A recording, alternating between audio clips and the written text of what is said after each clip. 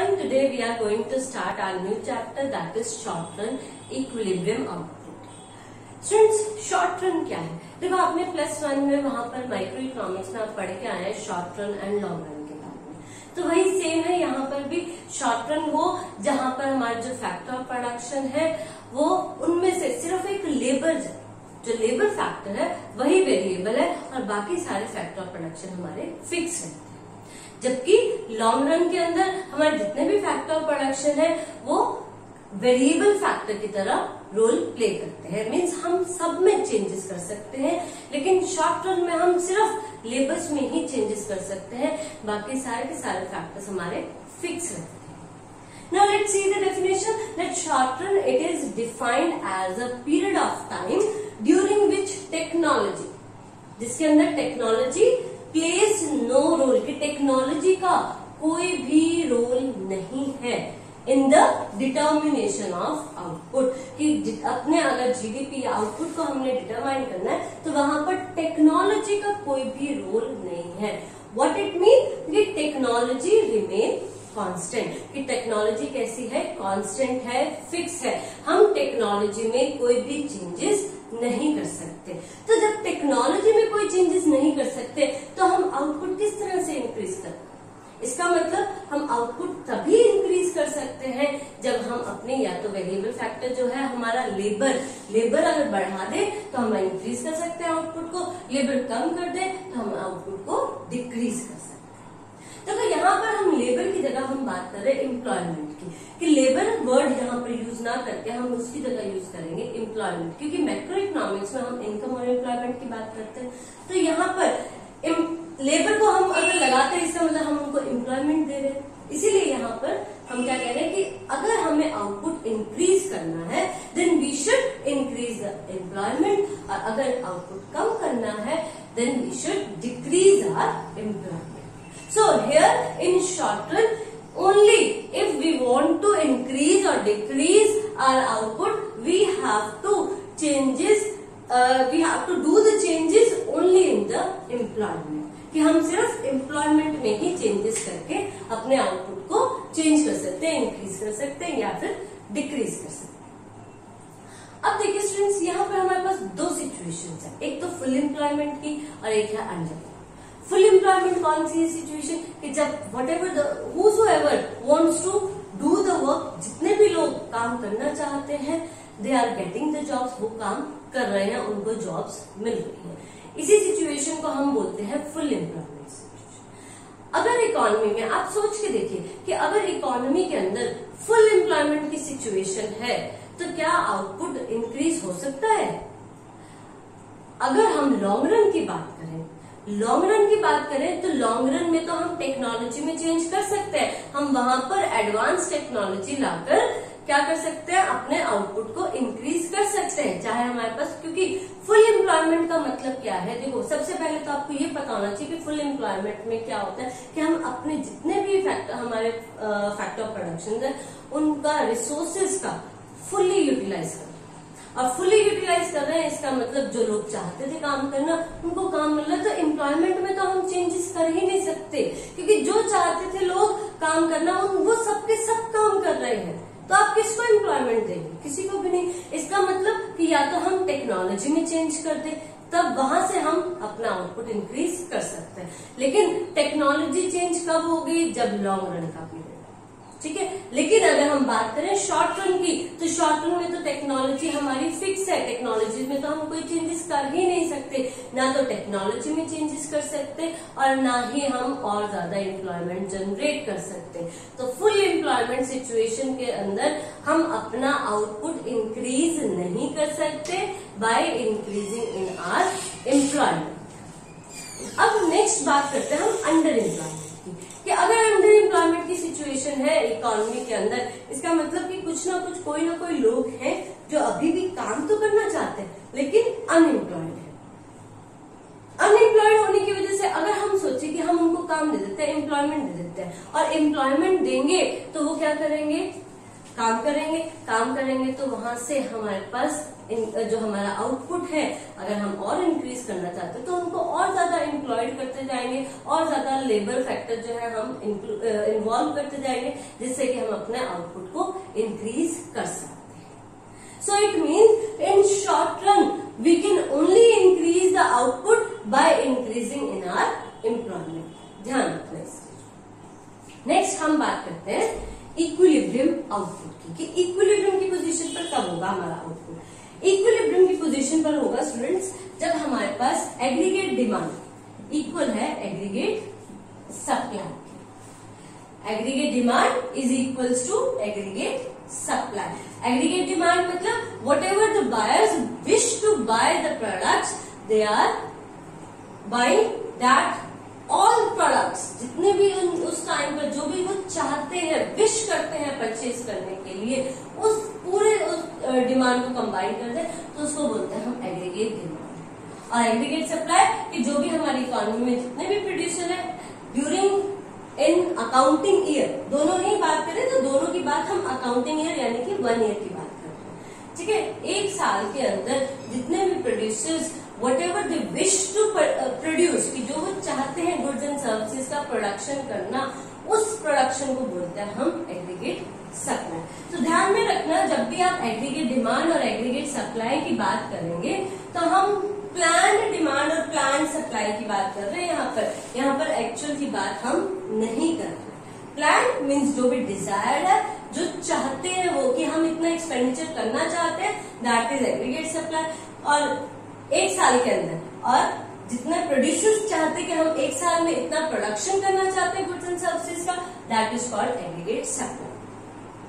So this is the situation of equilibrium. अब problem कहाँ आती है कि अगर सिचुएशन इस तरह से हो कि aggregate demand is less than aggregate supply, या फिर aggregate demand is greater than aggregate supply, ये दो सिचुएशन अराइज होती है। इनको हम इक्विलिब्रियम क्यों नहीं कहते? क्योंकि देखो, अगर एग्रीगेट डिमांड लेस है एग्रीगेट सप्लाई से, अब सोच के देखो, सप्लाई छोटी आपकी अपने छोटी सी इकोनॉमी में सोच के देखो, या अपनी एक आसपास के मार्केट का ही सोच लो। अगर सप्लाई बढ़ती जा रही है, सप्लाई ज्यादा है, आपने डिमांड की नहीं है, डिमांड कम है, सप्लाई ज्यादा है, प्रोडक्शन तो बहुत ज्यादा है, प्रोड्यूस कर ही जा रहा है प्रोड्यूसर, ठीक है, लेकिन आगे सेल करने के लिए, कोई परचेज करने के लिए है ही नहीं, वो बहुत कम है, डिमांड बहुत कम है। तो प्रोड्यूसर को क्या होगा, जो अनसोल्ड, जो गुड्स अनसोल्ड रह गए, यानी कि जो बिके ही नहीं, उसका लॉस बियर करना पड़ेगा प्रोड्यूसर को। इसी वजह से हम इस सिचुएशन को इक्विलिब्रियम की सिचुएशन नहीं मानते। क्यों? क्योंकि यहाँ पर the loss is in the form of unsold goods. यहाँ पर प्रोड्यूसर को क्या करना पड़ेगा, लॉस बियर करना पड़ेगा, and that loss will be in the form of unsold goods. Next, अगर इकोनॉमी के अंदर ये वाली सिचुएशन है, then when aggregate demand is greater than aggregate supply, ज्यादा है, अब सप्लाई है नहीं, डिमांड बहुत ज्यादा आती जा रही है, लोग चाहते हैं कि हमें और ज्यादा प्रोडक्ट मिले, हम और ज्यादा कंज्यूम करें, लेकिन प्रोड्यूसर प्रोड्यूस ही नहीं कर रहा है, प्रोडक्शन ही नहीं हो पा रही है, उसकी सप्लाई नहीं है, तो जितना वो सेल कर सकता था लेकिन वो सेल नहीं कर पा रहा। क्यों? क्योंकि उसने सप्लाई नहीं दी, प्रोडक्शन नहीं दी, तो उस वजह से जो उसने लॉस बियर किया, जो अनफुलफिल्ड डिमांड का लॉस हुआ, वो किसको बियर करना पड़ेगा, प्रोड्यूसर को। यानी कि वो प्रॉफिट जनरेट कर सकता था अगर प्रोडक्शन इंक्रीज कर देता, लेकिन प्रोडक्शन इंक्रीज नहीं हुई, प्रोडक्शन से ज्यादा डिमांड है, तो वो क्या करेगा, अब उस अनफुलफिल्ड डिमांड का जो उसको प्रॉफिट मिल सकता था, उस प्रॉफिट का उसको लॉस बियर करना पड़ेगा, क्या वो प्रॉफिट नहीं ले सकता।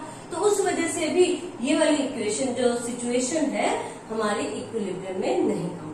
तो इक्विलिब्रियम कब होगा कि जितना हम चाहते थे, जितना हमने डिमांड की, उसी के अकॉर्डिंग हमारी सप्लाई थी, या हम ये भी कह सकते हैं कि जितना प्रोड्यूसर्स ने प्रोड्यूस किया उतनी ही डिमांड थी, और दोनों ही इक्वल है, तो वहां पर हमारी सिचुएशन होगी इक्विलिब्रियम। तो equilibrium output will be struck at when AD is equals to AS। Next हम बात करते हैं, इसी से एक अल्टरनेट अप्रोच हमारे पास निकल के आए। देखो,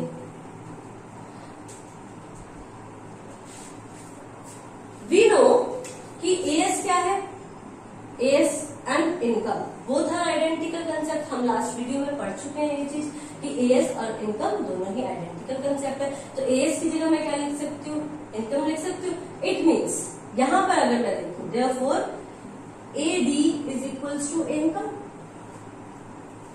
अब हमें पता है दैट एडी क्या होता है, सी प्लस आई, सी प्लस आई होता है, लास्ट हम पढ़ चुके हैं, क्योंकि हमने यहाँ पर टू सेक्टर इकोनॉमी की एडी क्या है, कॉम्बिनेशन है हाउस होल्ड कंजप्शन यानी कंजप्शन एक्सपेंडिचर और इन्वेस्टमेंट एक्सपेंडिचर का। और इनकम किसकी इक्वल होती है, कंजप्शन प्लस सेविंग के। अब यहाँ पर देखो, यहाँ पर सी और सी इस तरह से इक्वल है, मैथमेटिकली आप कट करते हैं, लेकिन वेरिएबल्स जब हम वेरिएबल्स की बात करते हैं तो हम इस तरह से कट नहीं करते, इस वेरिएबल को इधर लेकर आएंगे। C minus C plus I is equals to S. अब देखो सी माइनस सी 0 हो गया तो I is equals to S. तो हमारे पास अल्टरनेट अप्रोच क्या निकल के आ गई कि हमारे पास equilibrium will be struck also when investment is equals to saving, कि जब हमारी इन्वेस्टमेंट सेविंग के इक्वल हो जाए। तो हमारे पास दो अप्रोचेस यहाँ पर निकल कर आ गई। First when the AD is equals to AS and second one when I is equals to S. So both these approaches will be there for the equilibrium output. Okay, now let's define it, और हम इसको और ज्यादा discuss करते हैं one by one approaches को। Approaches को discuss करने से पहले हम देखते हैं यहाँ पर एजम्पशंस। केन्स ने इस इक्विलिब्रियम के लिए 3 एजम्पशंस मानकर चले हैं, वो एजम्पशंस। 3 एजम्पशंस कौन सी, कि इक्विलिब्रियम स्ट्रक करेगा सिर्फ कब, जब ये 3 के 3 एजम्पशंस जो है वो फुलफिल होंगे। So first assumption is when there is a short run analysis, कि जब यहाँ पर शॉर्ट रन एनालिसिस है। शॉर्ट रन का मतलब कि यहाँ पर हम शॉर्ट रन की बात करेंगे जहां technology remains constant and only we can increase the output by increasing the employment. Second, it is two sector economy. Two sector economy means यहाँ पर हम सिर्फ 2 ही सेक्टर लेके चलेंगे। Means AD is a component of C plus I, कि AD के components में कौन से हैं, सी एंड आई, यानी कि household consumption and producers consumption, जिसको हम कहते हैं investment consumption and consumption expenditure. Third, AS is perfectly elastic, कि एएस कहता है एग्रीगेट सप्लाई जो है वो परफेक्टली इलास्टिक है। Perfectly elastic means there is a excess capacity in the economy. Excess capacity का मतलब है कि यहाँ पर अनएम्प्लॉयमेंट की सिचुएशन है, कि अगर हम उन अनएम्प्लॉयड पर्सन्स को एम्प्लॉयड कर दे, एम्प्लॉयमेंट दे दे, तो वो क्या करेंगे, अपनी डिमांड बढ़ाएंगे, और डिमांड जैसे ही बढ़ेगी हमारी एग्रीगेट सप्लाई भी उसके अकॉर्डिंग बढ़ती चली जाएगी। इसीलिए हमने कहा कि एग्रीगेट सप्लाई क्या है, परफेक्टली इलास्टिक है। सो ये 3 एजम्पशंस केन्स जो है वो मानकर चल रहे हैं before we will explain the equilibrium output, कि हम ये एजम्पशन मान के यहाँ पर शॉर्ट रन एनालिसिस है और हम बात करेंगे सिर्फ 2 सेक्टर इकोनॉमी की, और जहां पर एएस भी कैसी है, हमारी परफेक्टली इलास्टिक है।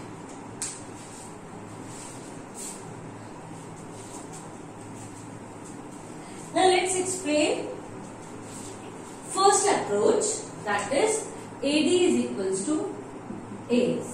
2 अप्रोचेज है हमारे पास इक्विलिब्रियम की। फर्स्ट अप्रोच है AD is equals to AS, second approach रहेगी when S is equals to I। अब देखिए यहाँ पर हम इसको करते हैं with the help of table।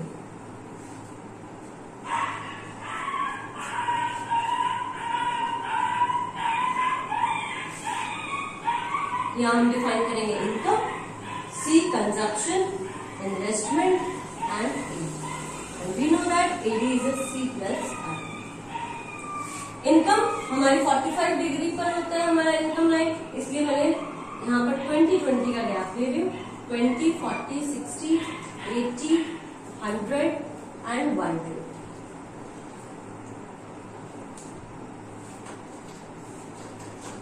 Consumption 30, 40, 50, 60, 70, 80 and 100। Investment, क्योंकि यहाँ पे हम फिक्स इन्वेस्टमेंट, हमारा जो इन्वेस्टमेंट होता है फिक्स होता है, इसलिए हर एक लेवल पर फिक्स ही रहेगी। मैं यहाँ पर 20-20 लेकर चलूँ।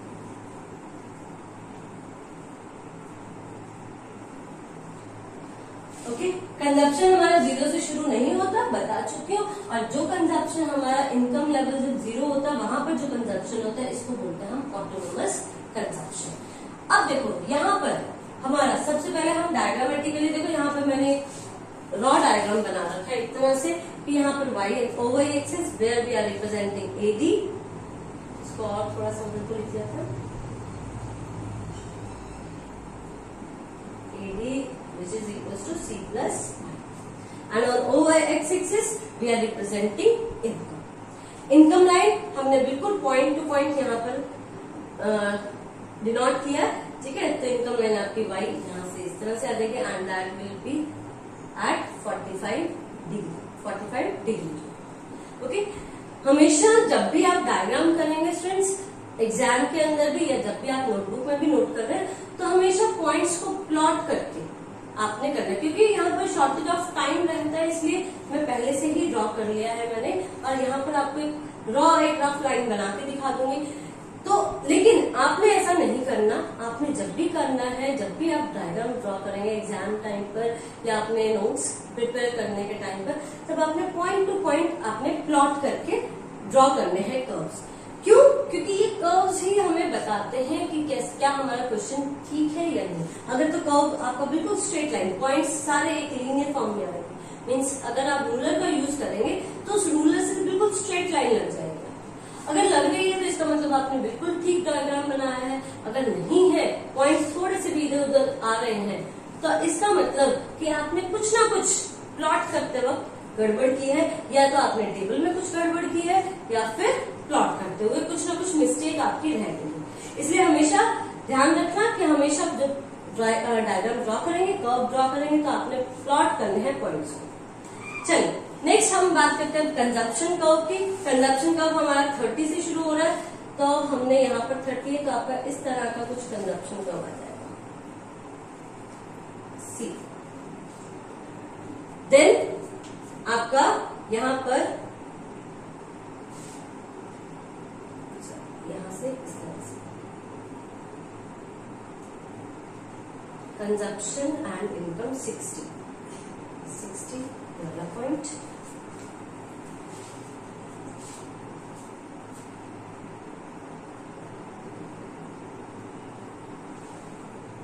यह आपका कंजप्शन कर्व सी। इन्वेस्टमेंट 20 है, 20 बिल्कुल स्ट्रेट लाइन आपकी parallel to X axis. AD कैसे निकालेंगे? सी प्लस आई, सी और आई को कंबाइन कर दो, 30 plus 20 50, 60, 70, 80, 90, 100 and 1।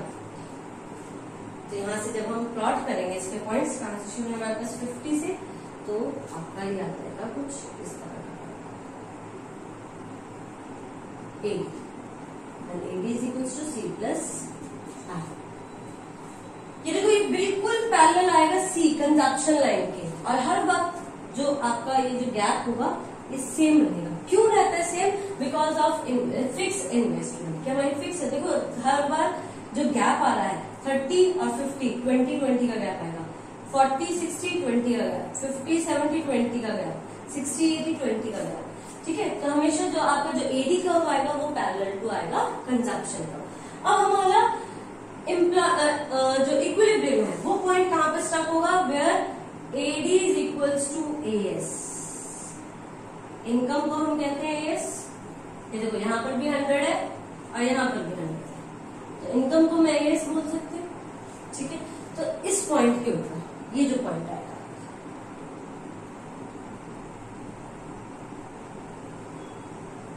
this one point will be your equilibrium point। तो यहाँ पर ये point E point we will call it equilibrium point where AS is equals to AD. AS किसके इक्वल होगा? AD। अब देखो इससे पहले वाली सिचुएशन, यहां पर ये इनकम लाइन है AS लाइन और ये है आपकी AD, यानी कि AS AD से कम है। इट मीन्स जब AD जो है ग्रेटर देन है AS से, AD जब ग्रेटर देन होगा AS से, तो इसका मतलब क्या होगा कि डिमांड ज्यादा है, सप्लाई कम है, अनफुलफिल्ड डिमांड को फुलफिल नहीं कर पा रहे। जो सप्लायर्स हैं, जो प्रोड्यूसर्स हैं, वो क्या कर देंगे, अब उस अनफुलफिल्ड डिमांड को फुलफिल करने के लिए वो क्या करेंगे, अपनी सप्लाई बढ़ा देंगे। और जैसे जैसे सप्लाई बढ़ाते जाएंगे डिमांड कवर होती जाएगी और ऑटोमेटिकली वो कहाँ पे पहुंच जाएंगे, फिर से रिस्टोर कर लेंगे इक्विलिब्रियम पॉइंट को। ऐसे ही जब आपकी एग्रीगेट डिमांड लेस देन है एग्रीगेट सप्लाई से, अगर ये वाली सिचुएशन है यहाँ पर, तो डिमांड कम है, सप्लाई ज्यादा है, यानी कि जो अनसोल्ड गुड्स है उसका लॉस बेयर करना पड़ रहा है। अब क्या करेगा प्रोड्यूसर, अपना प्रोडक्शन कम करता जाएगा और प्रोडक्शन नहीं करेगा और उसी जो प्रोडक्शन ऑलरेडी पड़ा है उसी को सेल आउट करता जाएगा और वो तब तक ऐसा करता जाएगा जब तक कि वो एग्रीगेट डिमांड के इक्वल ना आ जाए और फिर से वो कहाँ पर आ जाएगा, रिस्टोर कर लेगा अपना इक्विलिब्रियम पॉइंट को। ओके, तो ये था आपका first approach when AD is equals to AS for getting the equilibrium output. Okay, that's it for today. Next video में हम नेक्स्ट अप्रोच की बात करेंगे। Thank you and have a nice day.